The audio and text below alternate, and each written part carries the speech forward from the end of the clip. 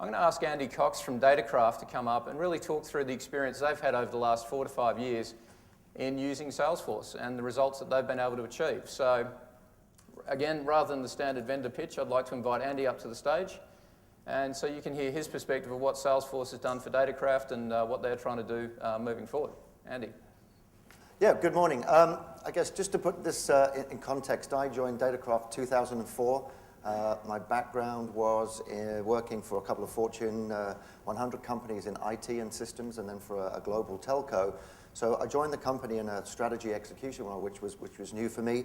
At the time, we'd just been through the dot-gone.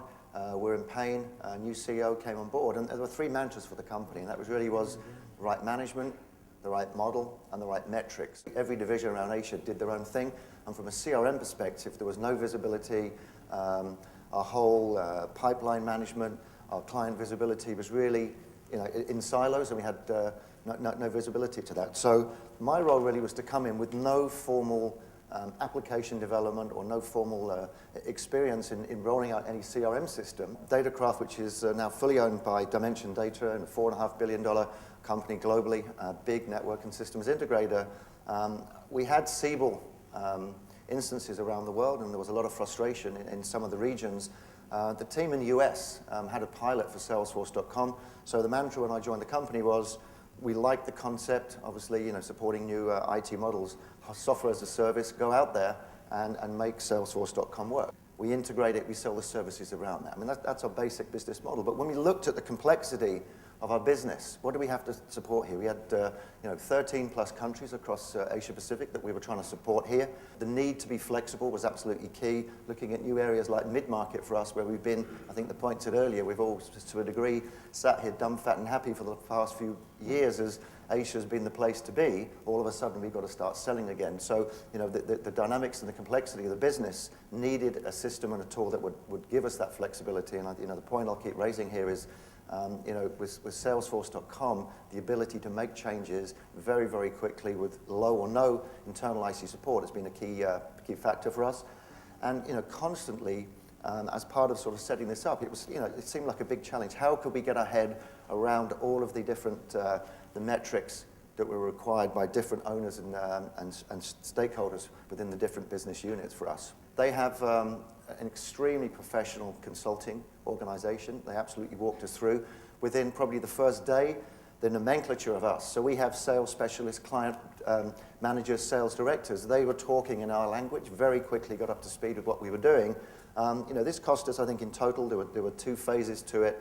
We probably spent about $40,000–50,000 US on consulting. So I think to a lot of smaller companies, you wouldn't need to spend that. But I think, the payback that this gave us right from the get-go, having the consultants come in, looking at our business processes, they didn't actually do any work to streamline what we did today.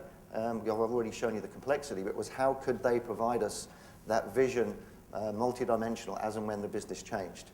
And then we did a pilot rollout. So we took that from New Zealand to Singapore, got the feedback, made some minor tweaks to the system, and then we rolled out to the remaining 11 countries. So that from start to finish, right, for 200 plus users was 11 weeks. But it was very quick, test the system, pilot it, make the changes, get it rolled out. Very, very quick deployment for us. Initially, we had 220 licenses in 2004. We've now grown that as the business has grown to 400 across Asia Pacific. Globally, I mentioned earlier that our team in the US had adopted this. Now we've deployed this globally, and Dimension Group globally now has 2,000 plus licenses. We're rolling this, and we have the good news and the bad news is global visibility. Our CEO, Group CEO in Johannesburg in South Africa, he has visibility on all the deals right now.